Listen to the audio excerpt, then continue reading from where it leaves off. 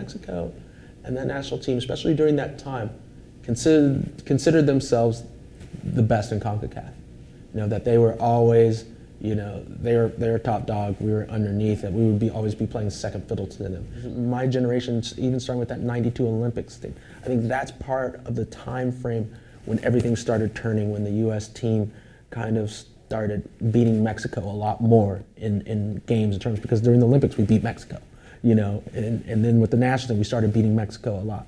And I think during that turning stage, I don't think they liked it too much. We have an opponent that we know very, very well, an opponent that obviously we want to beat and beat badly.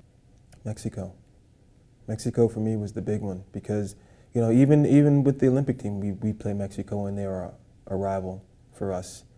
All the friendlies, all the battles, Mexico just felt the best for me. It just really felt good to beat them.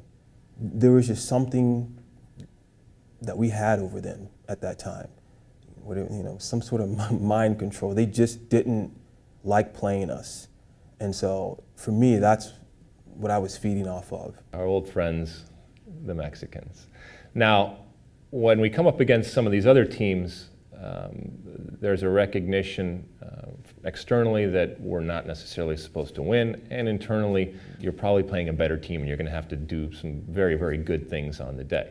That didn't exist when we played against Mexico. We always felt that while they were a good team and on par with us, it didn't matter whether we were playing in the Rose Bowl or in Azteca, we felt that we could beat them. Really on American soil, we really, and in neutral sites, really had Mexico's number for a number of years. There was still that little bit of a shock, I think, at that early stage of Mexico. Like, all right, what's going on here? How are they beating us? And then it started to get a little nasty a little bit later when they started to fight back. And we kicked each other. We kicked each other, and they kicked us, and we kicked them, and they called us names, and we called them names. At that point, we had developed a pretty deep dislike of each other, certainly on the field, and some legendary moments and games where we kicked each other and did everything legal and illegal to each other. A qualifier in Azteca, and I think it's one of those things, until you really experience it, you never can completely understand the feelings. And I don't necessarily just mean of the game itself, but of the rivalry, of the kind of history of the stadium, certainly the altitude and the environment in and of itself, an environment unlike anywhere in the world.